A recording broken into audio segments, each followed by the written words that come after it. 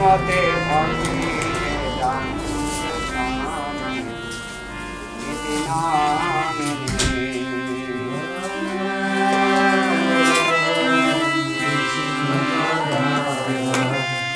Krishna Krishna Bhutale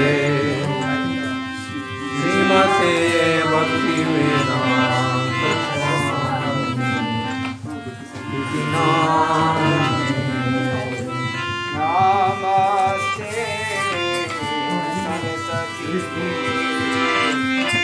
Gauravani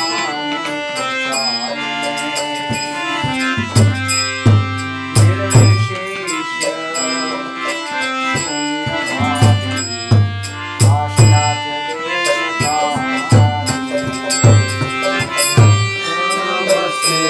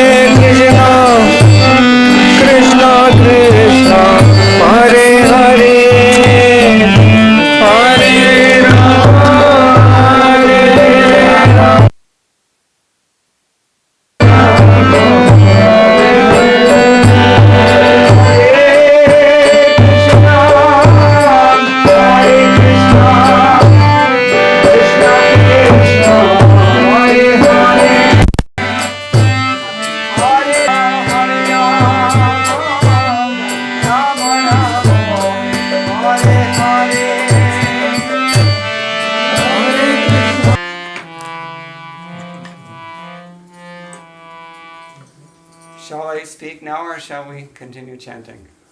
No, it's up to you. Can Want to we? sing Jai Radha Mano? Okay.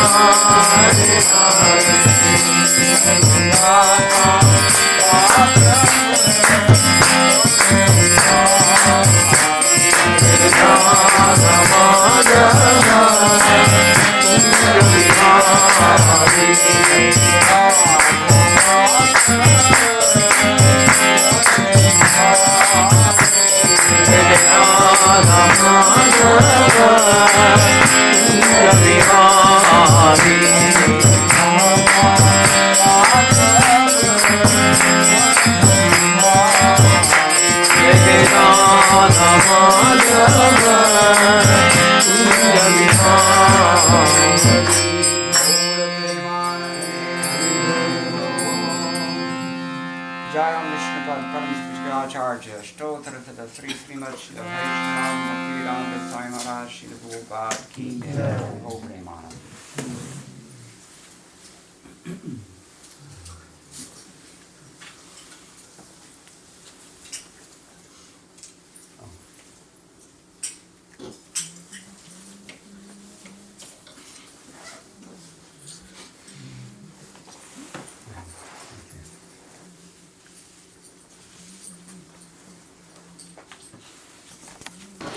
Today we're... Just make it introduction. You want to make an introduction? Hare Krishna everyone. Thank you so much for coming today to our place. It's a very, very, very special day. It's very auspicious. And we have a very mixed gathering here today.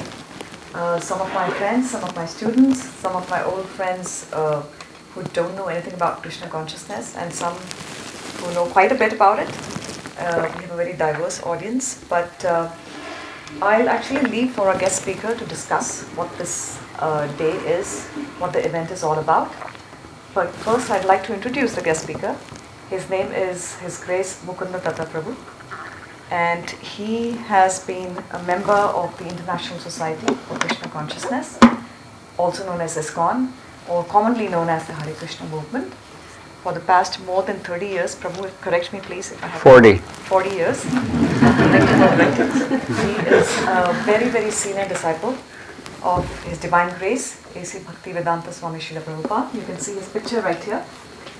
He is the one who started the Hare Krishna movement coming to the West from India in the year 1966. And this year is also very important because we are celebrating the 50th golden anniversary of the incorporation of ISKCON. And half of the people here are actually members of that organization. And Prabhu is a very senior disciple of Srila Prabhupada, and we are taking guidance from him. He is a great scholar in Sanskrit, and he received his master's from the University of Washington. And he is a master on Indian scriptures, excellent translator. I can go on and on, but we won't have time for the class then because I have so much to speak about him.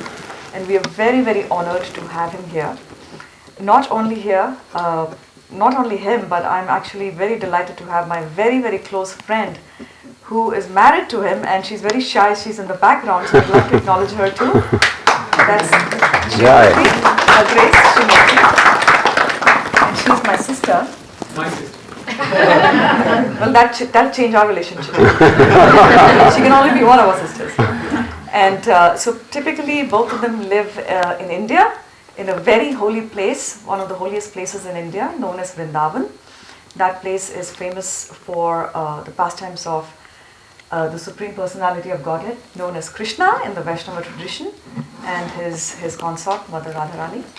So they live there for a good part of the year. In the summer, they actually come and travel in the Western world. So we are very honored that for a few months, Prabhu and his wife would be with us, touring US. So the moment I came to know that he's coming to Los Angeles, I immediately wrote to him and I told him, you have to do a program for us a month in advance. So I didn't give him a choice actually, I just told him you have to do a program with us.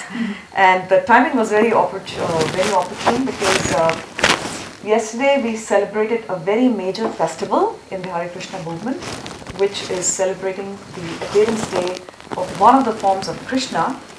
And Krishna is known as God, or rather God is known as Krishna in the Vaishnava tradition. And these are the forms, and Prabhu will actually talk about the story.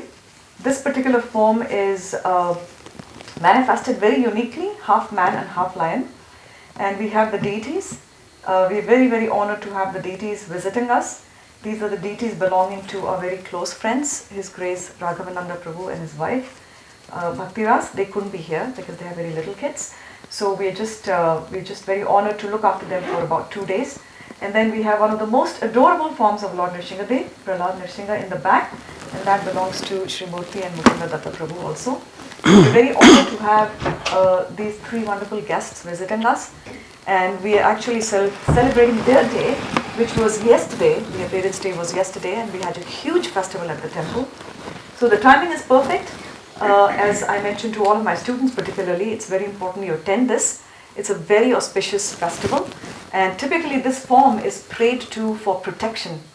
So we particularly pray to this form of Krishna for protection from material distractions, and of course protection in our spiritual life, so we may progress further in our spiritual life.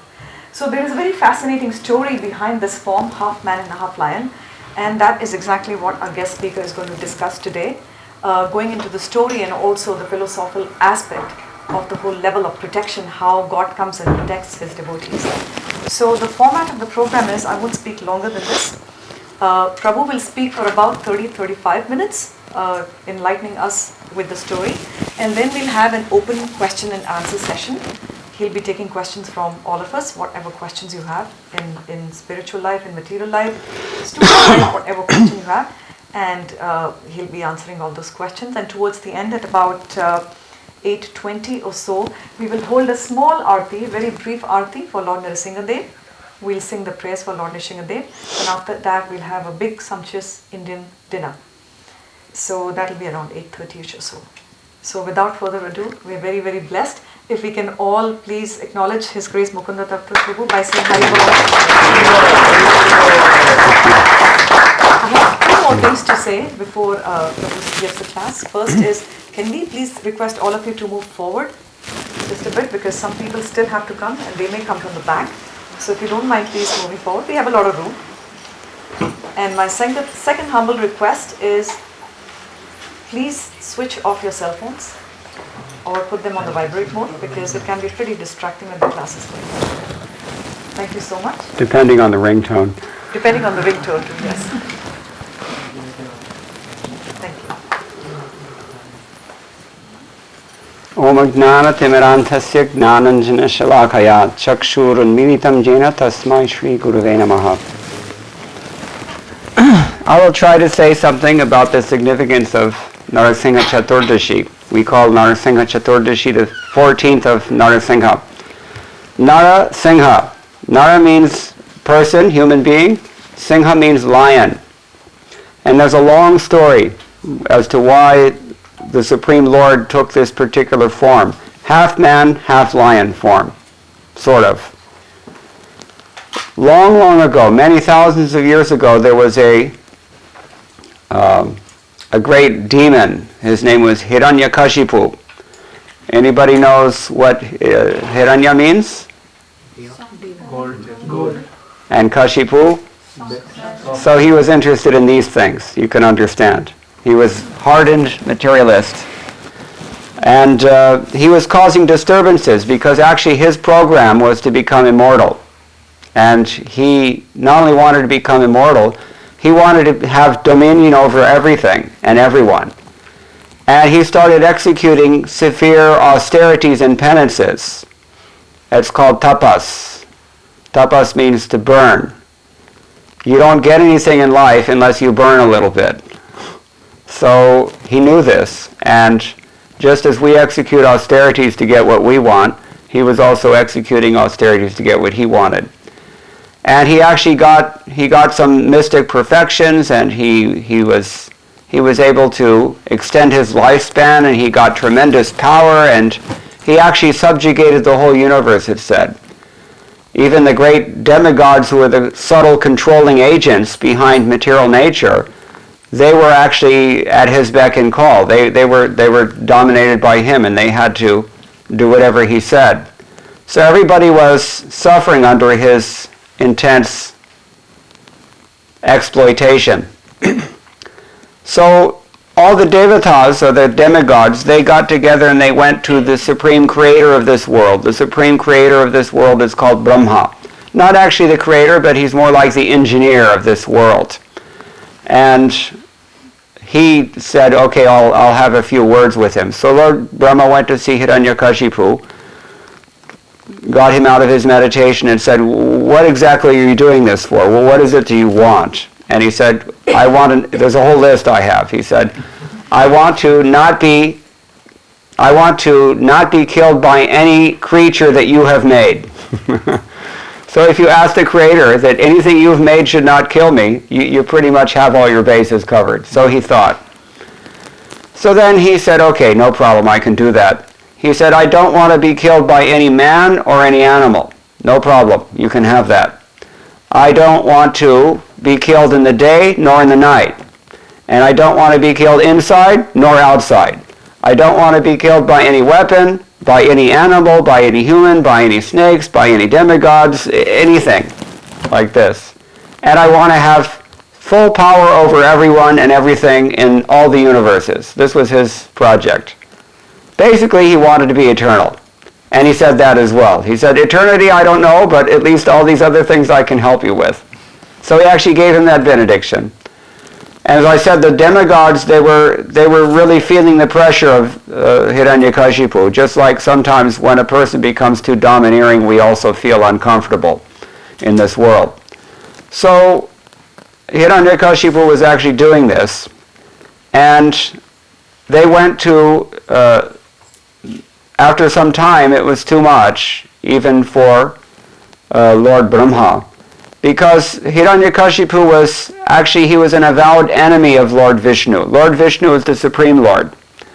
And his brother had been killed. His brother was also a great demon. His name was Hiranyaksha.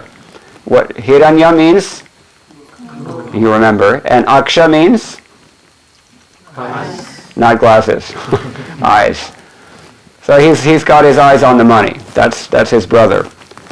So his brother was actually killed by Vishnu, and Hiranyakashipu had held a grudge ever since that time. And he was an avowed enemy of Lord Vishnu. So he was not allowing anybody to speak of Lord Vishnu, no worship of Vishnu, he didn't want to hear anything of Vishnu.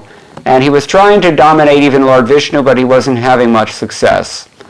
So he had a son. His son's name was Prahlada. What does Prahlada mean? Anybody know? We know what Hlada means. Joy. And Prahlad means he gives joy to others. So his son was very saintly. And his son also happened to be a devotee. There's a reason for this.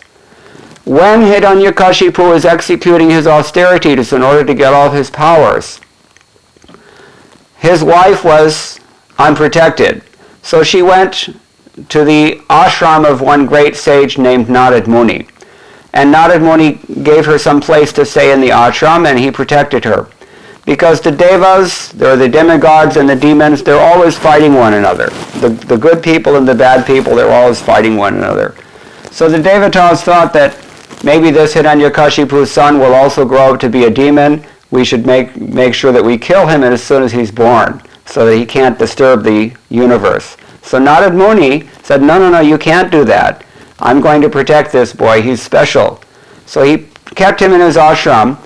And for some time, at least for 9 months, while Prahlad was in the womb of his mother, Kayadu is his mother? So then he was hearing from Narad Muni every day instructions in spiritual life and how to worship Lord Vishnu and how to practice bhakti yoga. And he was becoming very enlivened in the womb. Raise your hand if you remember when you were in your mother's womb. No, we don't. There's a reason we don't remember why our mother's womb. Can you guess why that is? Around 1980, I was in a serious auto accident, and fortunately I wasn't seriously injured, but I cannot remember anything about it because it was traumatic. So birth is also like that. Death is also like that. We forget everything. Even in life, sometimes we have to go through circumstances that are traumatic that, we wish we could forget them.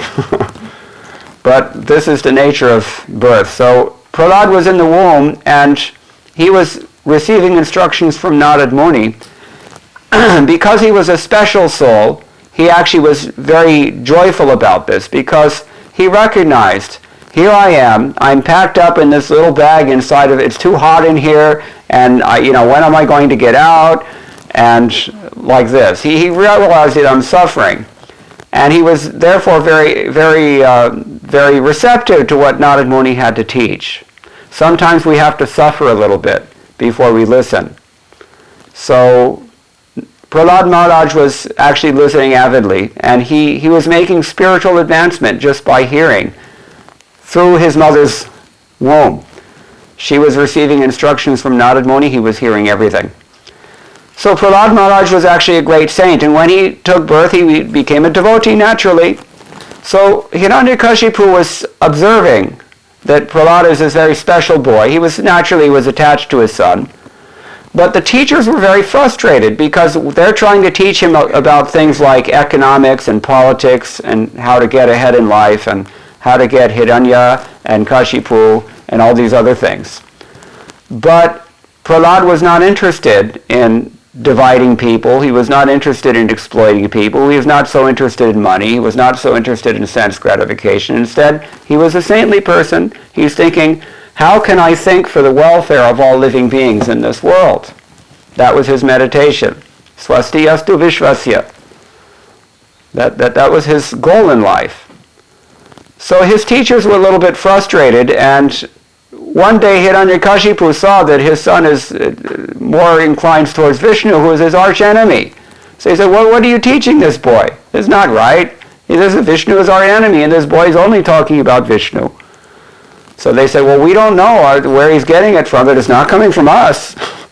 After that, Hiranyakashipu entrusted his son to his own guru, Shukracharya, whom he was sure was going to impart to him a secular education.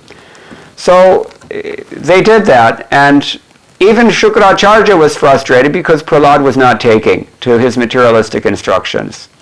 So one day, Hiranyakashipu asked his son, what is the best thing that you've learned in school? And Prahlad Maharaj told his father, the best thing that I found is that one can constantly hear about the Supreme Lord. He can constantly glorify the Supreme Lord. He can thereby remember the Supreme Lord.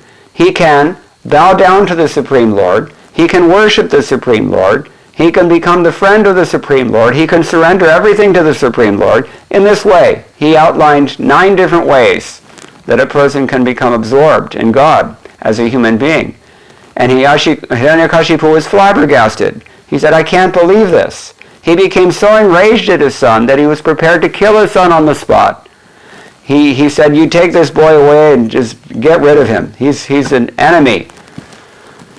So Hiranyakashipu actually started to talk about child abuse. He was actually trying to kill his son. He told them, you throw him in a pit of snakes. When they did that, what happened? Anybody know? Huh? Nothing happened. Nothing happened because Lord Vishnu protected him. He tried to throw a mountain on top of his son. It didn't work also. Anybody here from Andhra Pradesh? Raise your hand if you're... Okay, so you know. Simhachalam, they say that place is where he did this. So he did this, and he tried to trample him with elephants. He tried so many ways, but somehow he couldn't kill this boy. He was always protected by Lord Vishnu. So finally, he just couldn't take it any longer. So he called Prahlad to his home, and he said, Prahlad, you tell me, what power, where are you getting this power that nothing phases you? I have conquered all the gods in heaven. I've conquered everyone on earth. Everyone fears me. Nobody can oppose me. But I have no influence over you. So where are you getting your power from? What did Prahlad tell his father? He said, Father, I'm getting my power from the same place that you're getting your power. From Lord Vishnu. Hiranyakashipu was absolutely livid at this point.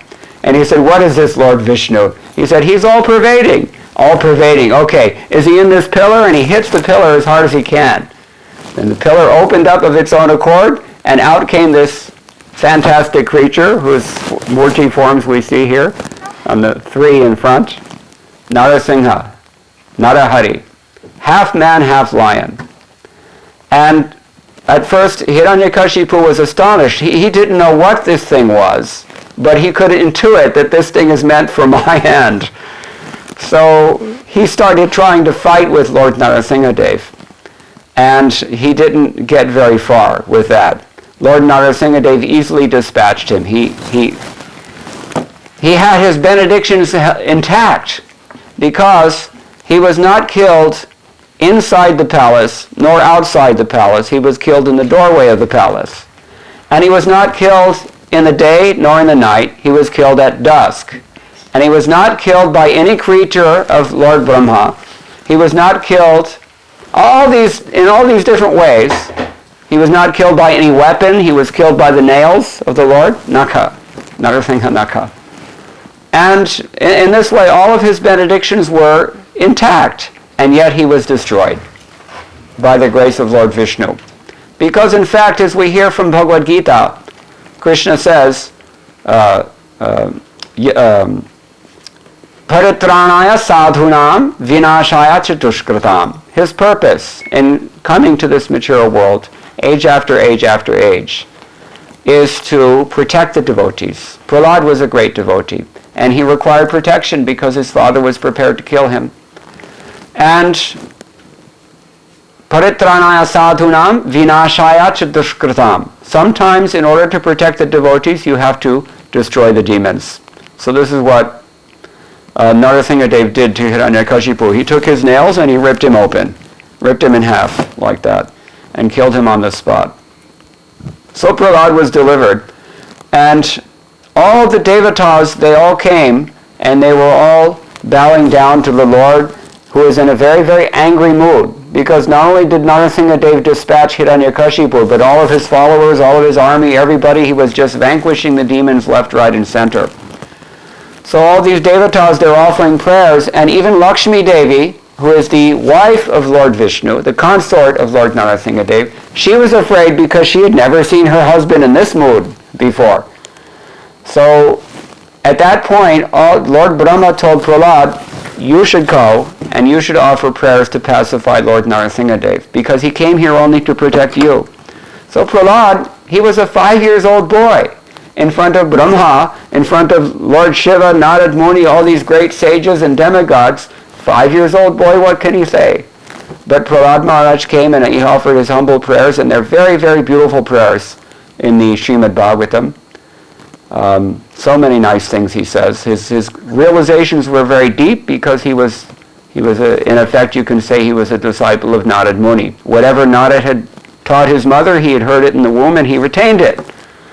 So Prahlad Maharaj, in this way, he was delivered and Hiranyakashipu was dispatched. It actually goes back further than that, because some people hearing this story, they might consider that the Supreme Lord takes sides. Actually, all of us are the sons or daughters of the Supreme Lord, and he loves everyone. He does not partial to anyone. But the way that we reciprocate with the Lord, the way that we interact with the Lord, that is going to determine the reciprocation that we get from him. So those who are approaching him as if he is the enemy, then he behaves as an enemy. For those who are approaching him as if he's their beloved, then he reciprocates in that way. So actually Hiranyakashipu and even his brother Hiranyaksha, they weren't really demons. There's a backstory to this. Long before they took birth as these great demoniac kings, they were actually great devotees of Lord Vishnu in Vaikuntha, in the spiritual world, in the spiritual realm. They were his gatekeepers. But one day some great sages who happened to take the form of small children, they're called Sanakadi Kumaras, they came to the gate of Vaikuntha and they wanted to go inside and see Lord Vishnu. And the gatekeeper said, no, you're just children, we can't take you seriously. Because they appeared like children. Does anyone know this story, why the Kumaras appeared like children? They saw, they were intelligent sages, and they saw when people become mature, their minds go crazy and their bodies go crazy with sex desire. And we don't want to be distracted like that. We want to stay focused on Narayana, the Supreme Lord. So please give us the benediction that we can stay in these infant forms. We will not be bothered. So they were 5 years old, children, and they came to the gates of Vaikuntha, but because they appeared to be 5 years old children, they didn't take them seriously, because we don't take 5 years old children very seriously, everything that they say or do. So the Jaya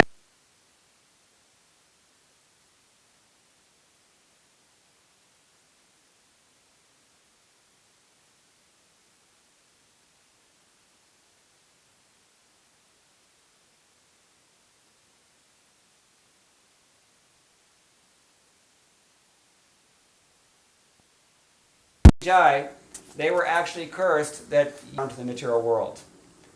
And Lord Vishnu gave them the option, okay, you can take either 100 births as devotees, or you can take 3 births only as demons. And they said, well, if we take only 3 births, then we can come back sooner. So we'll be demons for 3 births, but you have to let us back after that. You see? So the first birth was Hiranyaksha, Hiranyakashipu, these two Jai Vijaya, the 2 doorkeepers. Then later on again, they took birth in Ram Leela. The Lord has another incarnation of Lord Ram, famous Ramayana, some of you have heard. And in Ram Leela, they took birth as Ravana and Kumbhakarna. And in Krishna Leela also, during Krishna's pastimes, when the Lord appeared as Krishna, then they came back in that incarnation as well. And there they opposed the Lord as Shishupal and Dantavakra. In each of these incarnations, they were killed by the Lord, and when killed by the Lord, they got either liberation or they got fabulous benedictions from the Lord. So it's actually just a pastime. And Hiranyakashipu was, at this point, he was not done yet. That was his first birth. Then later on, he had to take birth as Ravana, and then later on after that, Shishupal. And then he went back to resume his position as Jai Vijaya in the spiritual world. But actually, anytime we go into the big temples of Lord Vishnu, we find on one side is Jai, on the other side is Vijaya. They're still guarding his door, even to this day, and even in this world, they're still there. So this is Hiranyakashipu and Hiranyaksha, their first reincarnation as a part of this curse. But it is proof of the statement that Krishna makes in Bhagavad Gita, Yada yada hi dharmasya glanir bhavati bharata abhyutthana dharmasya taratmanam srijami aham.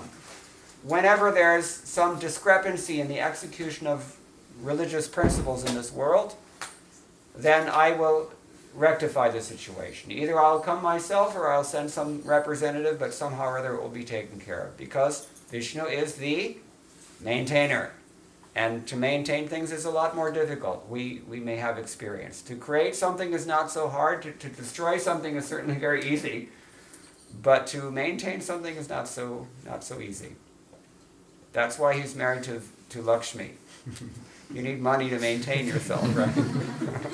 So he's called Shripati for that reason. He's the Lord of Lakshmi. Anyway, this is Lord Vishnu's Leela, or as we said, Krishna's Leela. He expands in so many different forms like this, age after age after age. But he's actually coming only to look after us, because he has nothing to do. According to Shvetashvatara Upanishad, Shruti Mantra, Natasya karyam karanam cha vidyate. That the Supreme Lord actually has no responsibility, he has no obligation, and he has no necessity to do anything. Because everything that he wants is automatically fulfilled by his own potencies. Would that we would be in that position. You see? One of the things that Hiranyakashipu had asked for was that he gets the 8 mystic benedictions, 8 ashta yogic siddhis. Anybody know what these are? You can become smaller than the smallest thing, just like we like to invent little cameras that can go everywhere, nanotechnology, right? Smaller than the smallest, because it's cool. You can do all sorts of things if you're very, very small, that you can't do otherwise, because of the limitations of this big, gross body that we're in. So that's called Anima Siddhi. Laghima Siddhi, on the other hand, means you become light as a feather. So what happens then? If you're as light as a feather, think about it. What can you do? You can just jump somewhere and the wind will carry you to New York if you want. You see? Mahima Siddhi means you become bigger than the biggest thing, right? Prakamya Siddhi. Any desire that you have, you can fulfill. Raise your hand if you've got desires to fulfill. Nobody's responsive, but I know what's in your heart. So this is the thing. In this way, there are 8 of them. And he wanted all of these also. You see, so actually we want all of these too. We do. We want, at least we want prakamya. We want that any desire we have is fulfilled. And actually, if somebody disciplines himself through yoga or through tapas, as Hiranyakashipu did, then you can actually get these things. But think very carefully about what you want, because you just might get it. And sometimes what you want is really not that, is not all that it's cracked up to be. Tamal Krishna Goswami used to say this. There are three things that can happen when we chase after our dreams in this material world. One is that you do not attain your dream because your credit line is not sufficient in terms of karma. You just don't have the karma. Everybody wants to be a millionaire, but how many people actually become millionaires, you see? So you may not have the karma to get what you want. Or, what's even worse than that, you do have the karma to get what you want, but then you find out that it doesn't satisfy you. You see? That's almost even worse, because then you have to go looking for something else. Or, you get what you want, and you like what you want, but because everything in this material world is temporary, therefore it will eventually have to come to an end. Even if you get all of these benedictions, all of these 8 mystic siddhis, everything that Hiranyakashipu got, is all going to come to an end. And what does Krishna say in Bhagavad Gita? Adi anta vanta kaunteya anateshu ramate buddha. The person who's smart, he says, doesn't take pleasure in things that have a beginning and an end. Think about it. What do you want in life? Does it have a beginning? Will it end?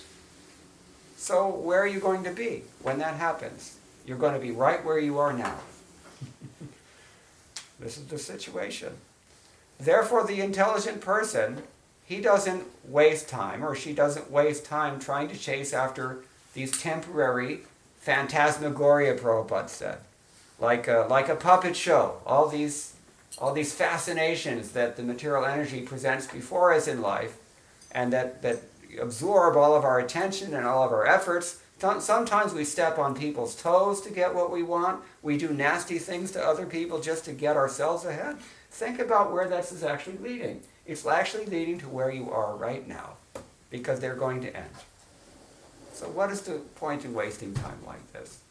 An intelligent person actually instead tries to find out happiness that is not based on things that begin and end. Happiness that's eternal. And what kind of happiness is eternal? What does eternal mean? Spiritual. Spiritual. Spirit means eternal. This is how Krishna defines in the beginning of Bhagavad Gita what is the difference between things that are real and things that are illusory. If it has an end, it's not real. If it's eternal, then it's real. This is the test. You see? So an intelligent person, he goes for these things. And especially most of us are motivated in this world by love. This is really the most important thing. So what kind of love can we find that is not going to end someday, either with death or with divorce or with, sometimes it even ends in murder, right? Crimes of passion, as they say. So what kind of love is there that will not be subject to any kind of decay or end? That's spiritual love.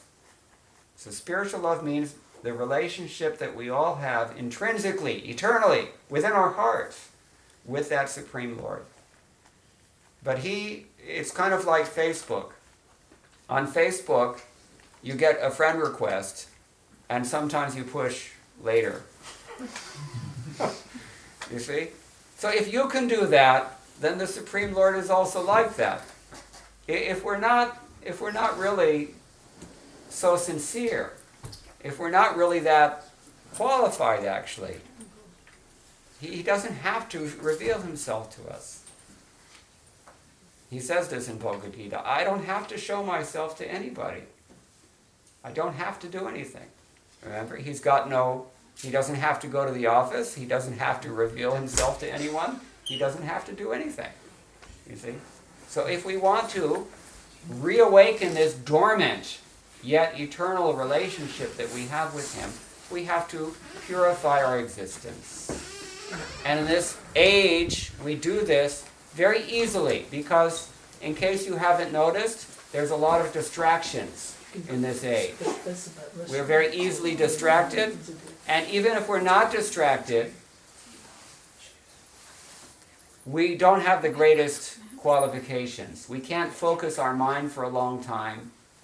We can't really discipline our senses that well. If we see something that we like to eat, we usually go for it, you see, like this. So, to actually become qualified to make spiritual advancement, it does take some qualification. Just like if you want to get a degree in college, as I said, you have to undergo some austerity, you see. So, because we're living in a disadvantaged age, it's called Kali Yuga, the age of quarrel and all kinds of inauspiciousness, things have been simplified for us. And it's stated in the ancient scriptures in Sanskrit, Kaler doshanit hirajan asti hi eko mahad gunaha kirtanateva krishnasya muktavantha paramvrajeth. That means that although this age that we're living in is like an ocean of every conceivable flaw, there's one good quality, one saving grace, as we say, and that is that simply by chanting this Mahamantra, Hare Krishna, Hare Krishna, Krishna Krishna, Hare Hare, Hare Ram, Ram Ram, Hare Hare, we not only become freed from all the ugliness and contamination that pulls us down, but we also get an inspiration and we get a footing in that higher realm that is the source of all inspiration and bliss. That's called Muktabanta Parambrajev. We get ultimately this pure love of Godhead, which is eternal. And we can reawaken our spiritual identity and the relationship of that identity with the Supreme simply through sound vibration. Anavritti Shabdat, Vedanta Sutra says, by sound. So this is a great science. It's called Bhakti Yoga, and the central practice in this science is this simple process. You don't have to know Sanskrit. You don't have to be a great yogi meditating for thousands of years like Hiranyakashipu did. All you have to do is sincerely and seriously try to focus your mind on this sound vibration, as we were doing a little while ago, and you can see for yourself the benefits. In Bhagavad Gita it's stated, Pratyaksha avagamam dharmyam. The very nature of this process is that you immediately and directly feel the results. Just like when you're eating. A little bit later we'll eat something. So nobody has to tell you when you're satisfied. Nobody has to tell you if you're still hungry or not. Nobody has to tell you if you're feeling strength from eating. You experience it directly. You see? That's called swanubhava, personal experience. So this is the nature of this science. It's very special in that way. And it's affected simply through this chanting of the Mahamantra. So I'm going to stop here, but if anybody has any questions or any comments about anything we've said a lot of things. For those of you who are new, I hope that Sanskrit isn't throwing you off too much also, but I hope it's clear. Anyone, you have any comments also, or any questions, anything you want to add? Yeah, please. You say we're all children of God, and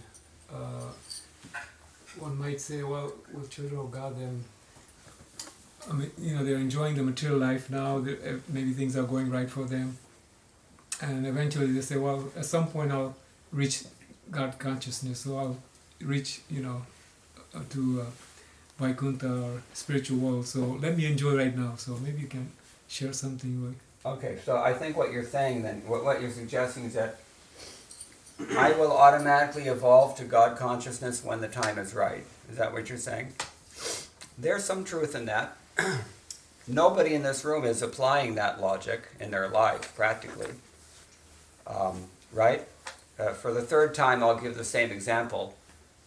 When you go to college, when the time is right, I'll get a college degree.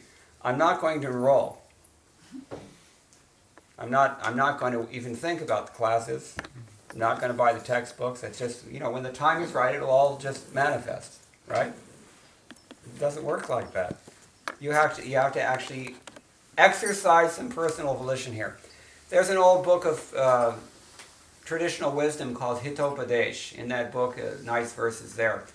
Nahi suptasya singhasya pravishanti mukhe mrigaha.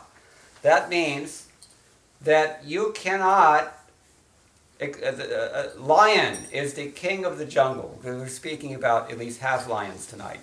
So, a lion, just because he's the king of the jungle, he cannot think that all I have to do is lie down in the path with my mouth wide open and all the deer are going to march in. It doesn't work like that. Even you're the king of the jungle, you still have to go out and do something. You've got to hustle, as they say. You see? That's called austerity. Lord Vishnu doesn't have to do that because he's got everything automatic. Satya Kama, Satya Sankalpa. Whatever he determines within his mind, it's instant manifest fact. You see? And we're not, fortunately or unfortunately, we're not in that position. You see? Because we're servants. And a servant has to run around. What is a nice Sanskrit word we have for servant? Parichara. Parichara means he's running around. That's why we say in English, gopher. You see? The part and parcel living entity, the minute spiritual fragment of the Supreme, is by constitution also a servant. In the same way that any part of a machine is necessarily meant to make the whole machine work. You see? We should back up a little bit and look at ontological matters here. Just like you have, the ocean is a few miles away from us here. So the constituent elements of even a drop of ocean water, they're basically going to be the same as the entire ocean, you see? But it's a big difference in size. The spark of a bonfire and that bonfire itself, they're the same in quality, but the quantity is very different. A gold ornament in an earring, for example, and the gold in a vein of gold in the mountain, it's a big difference, you see? So in the same way, we are a small fragment of this spiritual awareness that's called Jivatma in Sanskrit. And in quality, we're the same as the Lord, and in that way we can say we're one with God, in quality only. But in quantity, he's much greater than us. Therefore, we have to run around and do things, and he doesn't. Because it's taken care of by his energies, and we're part of that energy. You see? So that position is already filled. There's no vacancy. You see? So in spiritual life also, as in all things, this is ordinary logic, we have to demonstrate some effort. Even as, back to Facebook again, because we're all familiar with Facebook. If you want to be somebody's friend, you've got to push the button, can I be your friend? Right? That you have to lift up your finger and make that much, expend that much energy, correct? You see? In spiritual life, it's the same way. Some commitment has to be there. Because it's an exchange. Paramatma is the Supreme Lord localized within the heart of every living being. And when he sees that we're actually serious about awakening this relation, or reawakening, I should say, this relationship, then he's going to start reciprocating. When we really want to make things happen and we expend some effort to demonstrate that desire, then he starts reciprocating. And that's part of the personal experience that I mentioned already, Swanubhava. When you chant this Mahamantra, for example, you're making a direct appeal. And that's a very powerful process. Once I was in Kmart. Do they still have Kmart here in California? Mm-hmm. Yeah. Yeah, sure. Huh? Some places, some places. They renamed it maybe. No, it's still No, Kmart. Oh, it's still here? Okay. So once I was in Kmart, and because it was Kmart, I had trouble finding somebody who could help me. So I noticed what is the person's name on the name tag. So I called the salesperson's name. Instantly I had that person's complete attention. That is the power even of a mundane name. What to speak of the all-potent Supreme Personality of Godhead? You see? Just by calling his name in this way. These are the Mahamantra, in case you haven't figured it out, it's composed of names. Hari, Krishna, Rama. These are all names for the Supreme. When we sincerely call his name, then he reciprocates, but it has to be sincere. This is the point. I used to be in Seattle, and I used to speak to a lot of IT people there. So the analogy, or in Hyderabad, I just came from Hyderabad, so if you get into Mr. Sikka's office at Infosys, you have to be careful. What are you going to say once you're sitting there? You see? Once you call the Supreme Lord, then you'd better play your cards very carefully, you see? Because when you get into big man's office, you can make things, you can advance yourself very nicely, or you can mess yourself up depending on what you do, you see? So it's just like that. This is a long answer to your question. I hope it's adequate. No, that's good. Okay. Anybody else? I Yeah. have a question, kind of going back to what you said before. Uh-huh. How you said that we have to put some effort into it.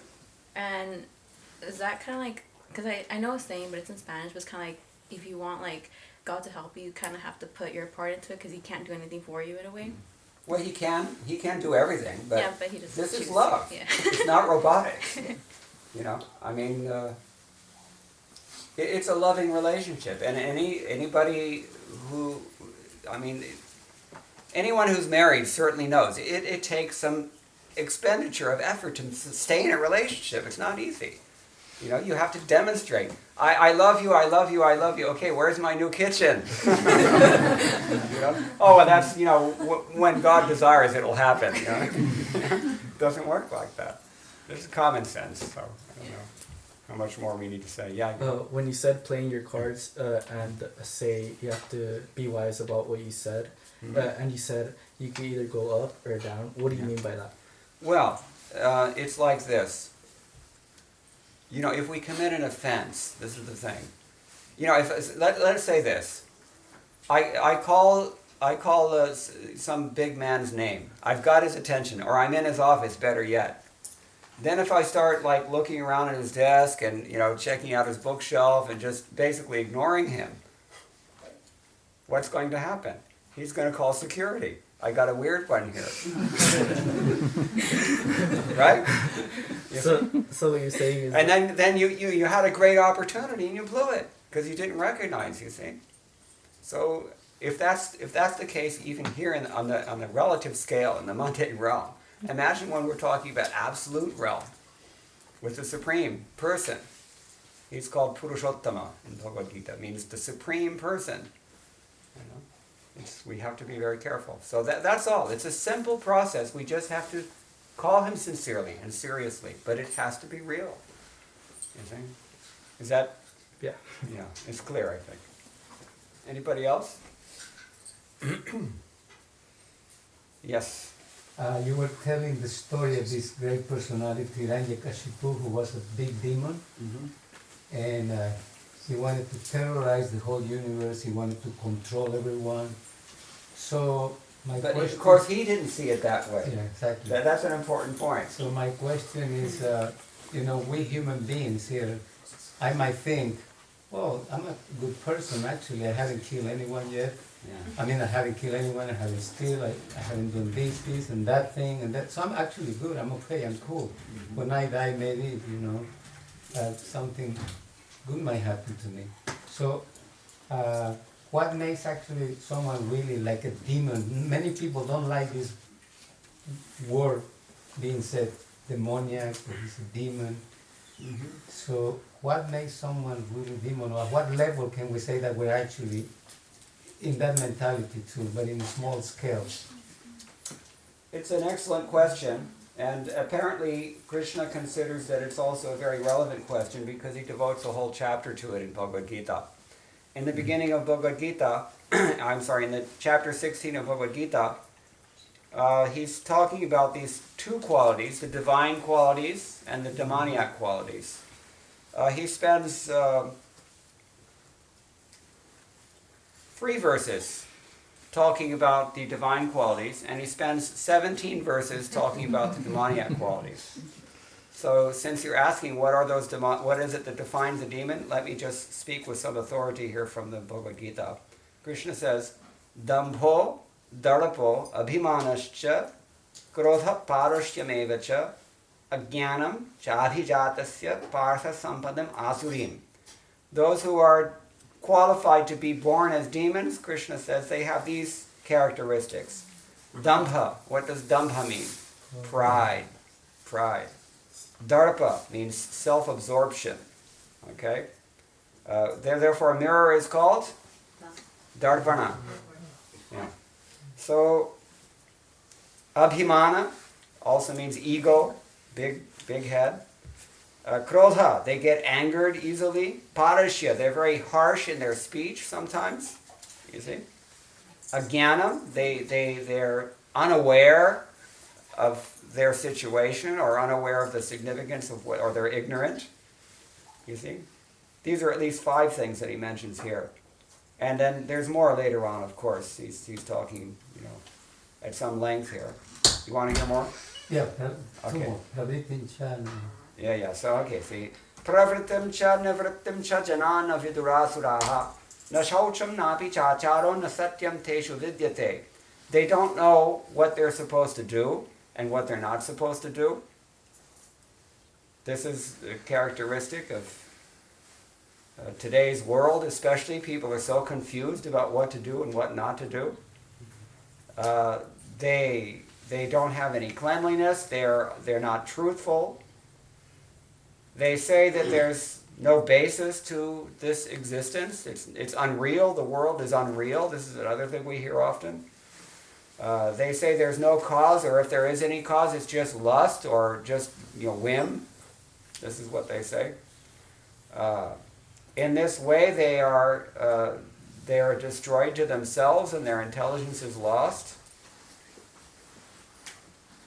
They are engaged in activities which are very pungent and generally result in destruction, whether it's intentional or not.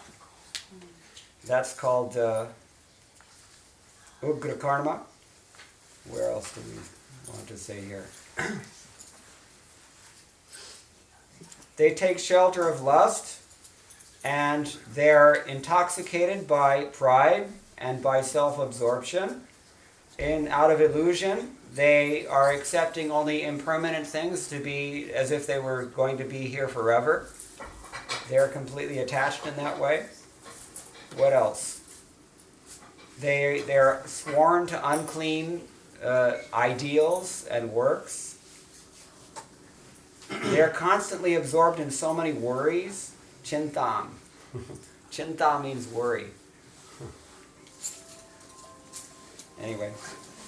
Pralantam upashata. Kamopabhoga parama itavati nishtita. All they know is that I'm supposed to fulfill my desires and be happy. That's their whole conception of the significance of life. These are the things that he's characterizing as demoniac qualities. Then he goes on. Asha pasha shatayar baddha. They're bound, as if bound to hundreds and thousands of aspirations, which can never really be fulfilled. There's just too many of them. Kama krodha parayana. And because they are absorbed in their desires, when those desires are frustrated, what happens? Krodha. They become angry. Because anger is nothing but frustrated desire. People who get angry, you should recognize. There's a continuum here. First, you contemplate something too much. By going over something in your mind too much, you develop a mental attachment. On the basis of that mental attachment, you try for that thing. When you try for that thing, and one of those 3 options that I mentioned already happens, either you don't get it, or you get it and lose it, or you get it and it doesn't satisfy, then you get frustrated.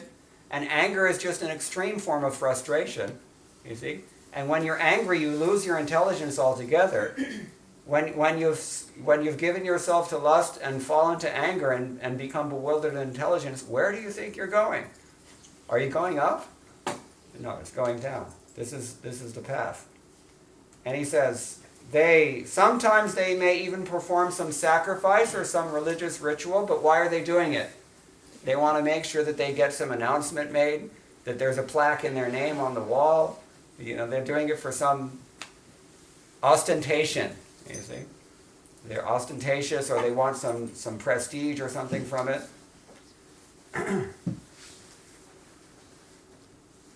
Sometimes they calculate, I've wiped out this guy, so now the only one left in my way is this other one. So I have to go after him now, or her, as the case may be, you see. As I said, sometimes we screw other people to get what we want. This is the problem. So, asha pasha shatar baddha. Idam adya maya labdham imam prapsi manoratham. I've already accumulated so much more things according to my manorath, according to my dream. You see? Idam astidam abhime bhavishiti punartham. I'll become fabulously wealthy. You see? I've killed so many enemies already, and in the future I'll kill so many more. Ishwaroham aham bhogi siddhoham balavan sukhi. What does it mean? Ishwaroham. I am the controller here. I'm in control. Actually, our senses are in control. Our mind is in control of us. But we think that we are identified with these things, so we think that I'm in control. But actually we're controlled by our mind and senses, if nothing else. So, Ishwaroham aham bhogi. I am the enjoyer. I am the enjoyer. Siddhoham. I'm perfect. Or very close to it. Balavan. I'm strong. Sukhi. I'm happy. You see? Actually, the Srimad Bhagavatam is a nice verse. It says in the 6th canto, 2 kinds of people are very happy in this world. Do you know who they are? One of them is that person who is completely self-realized and transcendental to all sorts of mundane considerations. That person who is spiritually perfect. He's called Paramahamsa.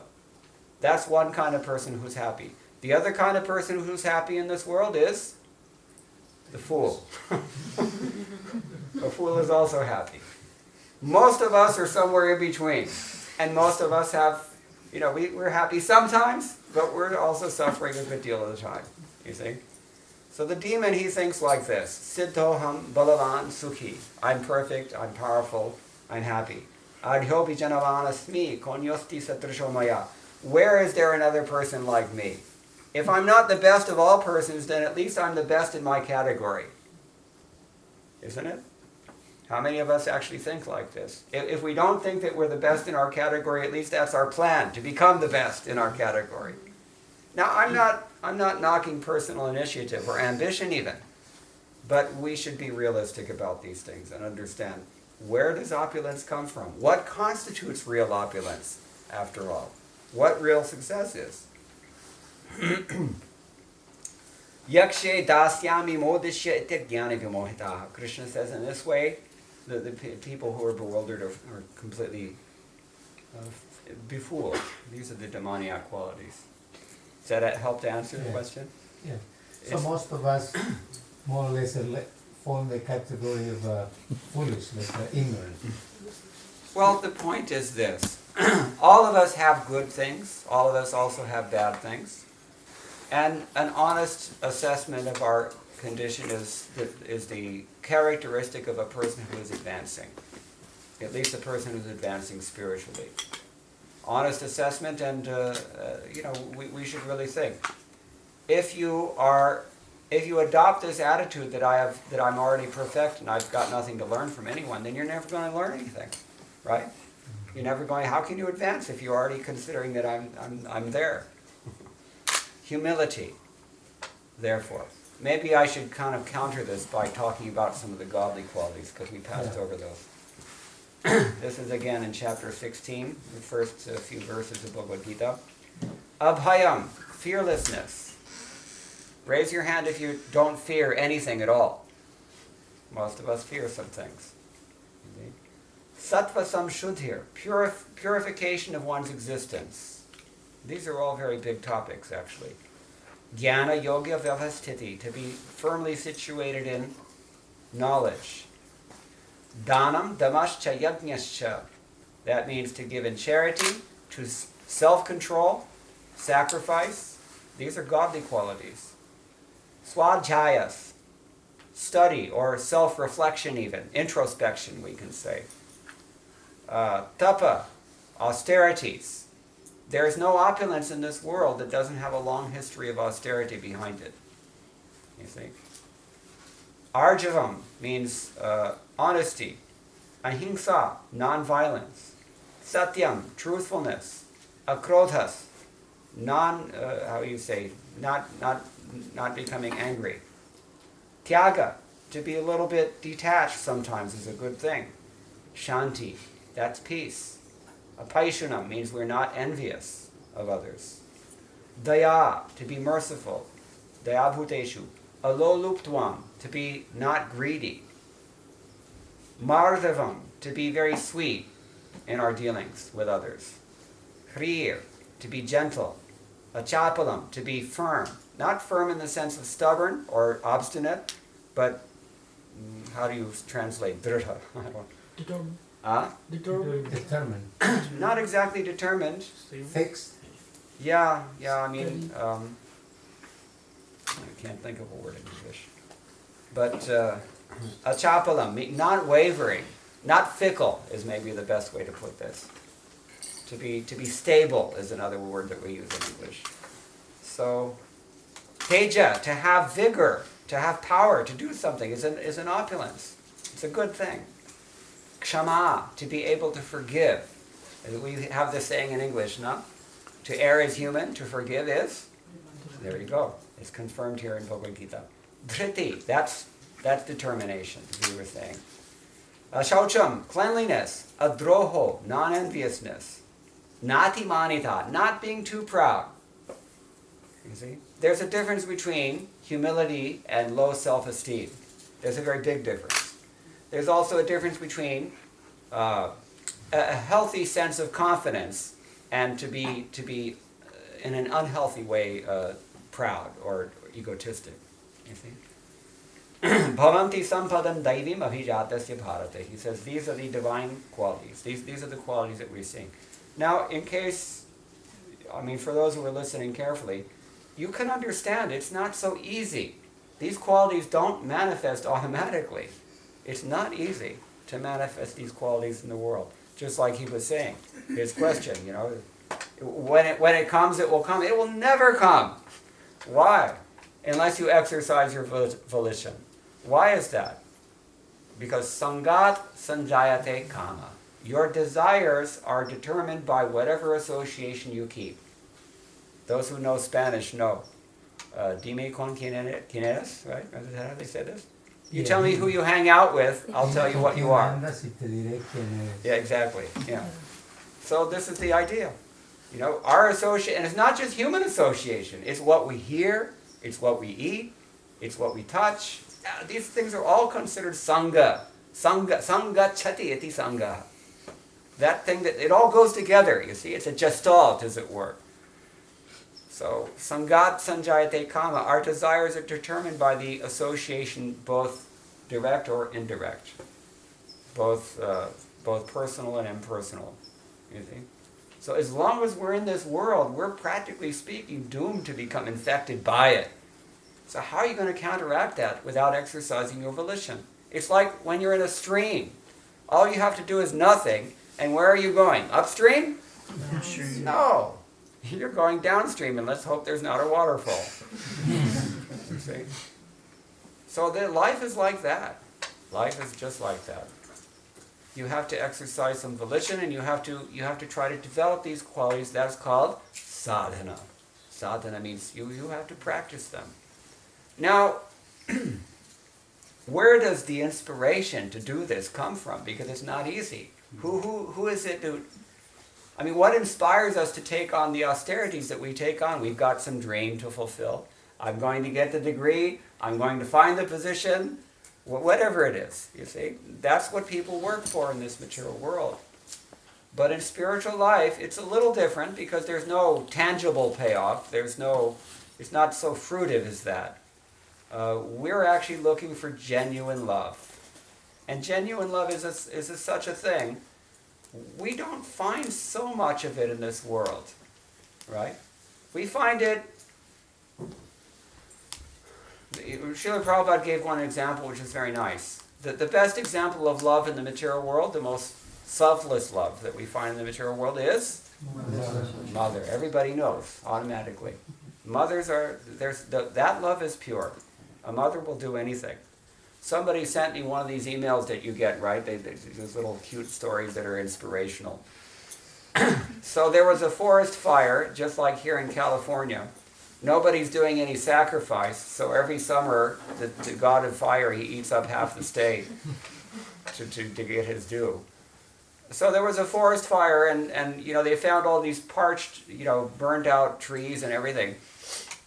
In one of these parched, burnt out, stumps that were just ashes of what was once a great pine tree, they found that there was a bird who had died within there, been, asphyxiated or maybe too hot or something, I don't know.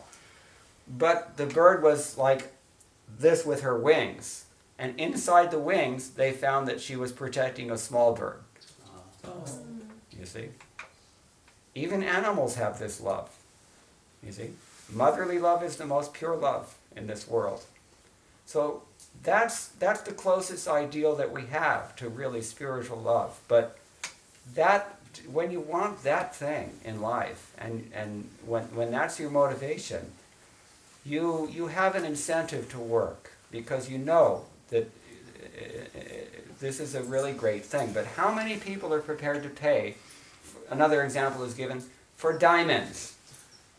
You can go to the store and buy a cubic zirconia, and most people can't tell the difference between a CZ and a diamond. So what is it that inspires somebody to go and get a diamond? He's got the wherewithal to pay for it. He wants the diamond. He knows what the value of a diamond is and is prepared to pay for that, you see? So if we want real love, pure love, spiritual love, eternal love, and we're prepared to pay this price, to work at it a little bit, just like we work for other things in this material world, but in a selfless way, in a pure way, you see, that can drive us. Now I don't even remember what question I'm answering. You were describing the divine qualities. Yeah, divine qualities. So that the person who has divine qualities is closer to this ideal. Not all the way there, necessarily, but closer. Nashta prayeshu, as Bhagavatam says. And the demoniac people, they're like, the mirror is there, but it's covered with dust, you see. Mirror, the Chaitanya Mahaprabhu spoke of the Cheto Darpana, the mirror of the heart. What time is it? You have to... It's 8:10 right now. Okay, so we're going to wrap up now, but just one more thing I'll say. This great incarnation called Sri Chaitanya Mahaprabhu, he compared it, the mirror of the heart, to be like a mirror. If the mirror is dusty, it will not give a very clean image. You'll be seeing a little vague, you see. So this is the example also that is given. If our heart is like a mirror, imagine you've got a mirror in your attic, and it's been there for, say, 50 years, and there's nothing covering it. You may not even recognize that it's a mirror when you see it, right? Because you can't even see the glass anymore. It's just dust. You see? That's what it's like when a person is too covered over by passion, by ignorance, by sinful activities and their natural reactions, both tangible and psychological, because there are all kinds of reactions. Think about what it means to be a sniper. Anybody been in the military? You don't have to raise your hand. But some people are trained to be snipers. You have to go around and kill people who are unsuspecting. What does that do to your consciousness? What kind of samskar does that imprint upon your head? We have this word in Sanskrit. It's very nice. Samskarana, imprint. There's a psychological stamp left in our consciousness by every activity that we perform. And in addition to that, there's also a tangible reaction that comes. You see? So we have to deal with all this. And when we go from one body to another, because we all reincarnate, I'm not even going to get into that, I'm taking it as granted tonight. But this psychological state that we have created by our past activities, that is what impels us into the next body. It creates the need, and our karma will give us a certain credit line, high or low, within that need. And then we have to enjoy or suffer the result. But to get out of this, we have to clean the mirror off. You see, when we're very, very covered, we don't even know that there's a mirror anymore. They say, what? You mean I'm not my body? Well, what is that? You mean there's a God? Well, what is that? This person is dealing with a mirror within the heart that is completely covered. Therefore we say you chant Hare Krishna, Krishna Krishna Hare Hare, Hare Rama Rama Rama Hare Hare. Cheto Dharmana Marjana. Marjana means to clean it. It's to wipe away all the dust. Wash it off very nicely. This is the best way to do that. Prabhu, that brings that another question that actually in essence everyone is pure. Yeah, very good point. I kind of mentioned this. We have this eternal relationship we have with the Supreme. We have this eternal spirituality within us. We actually are spiritual beings, small, you see. But we've kind of, it's like we've double-clicked on that reality. And, the desktop is filled with so many other things, you see. So the program is still running, but it's been minimized. This is what happens when we take birth in the material world. We get all these associations and they carry us everywhere, and then we forget. And eventually, if we're at that long enough, then we forget that we even have a spiritual soul. We forget everything, you see. So people are in different stages of spiritual evolution in this way. And generally it takes many lifetimes, but it's not automatic. And as human beings, we can actually do something about that. Once you're an animal, you're locked in. If you're a dog, you've got to bark and that's it. But as human beings, we can actually control these animalistic tendencies that we share with our four-legged brothers and sisters. Right? Why do we have animal tendencies? Because that psychological residue is still there from last time, whenever we were last animals, you see. Why do we have godly tendencies? Because we were gods at some point as well. Who knows? How long ago, when, But every living being is a part and parcel of the Supreme. Every living being is spiritual fragment of the Supreme. Every living being has this innate potential for divine consciousness because it's what we are, in fact. That's the eternal reality. So we can tap into this simply by this easy method of chanting mantra, especially Maha Mantra. Okay, I am going to end right now in consideration of our hosts. I hope it's been helpful, what we've said tonight. If everybody is pleased with what you've heard, something new, maybe. So, thank you very much, and all glory to Srila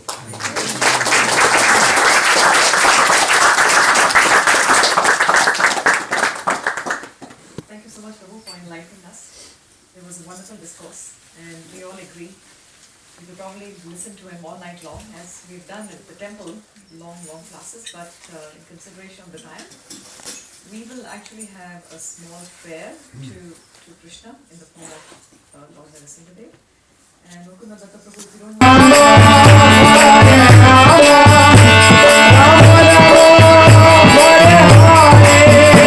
Hare Krishna, Hare Krishna, Krishna Krishna, Hare Hare, Hare Rama, Hare Rama, Rama Rama, Hare Hare, Hare Krishna, Hare Krishna, Krishna Krishna, Hare Hare, Hare Rama, Hare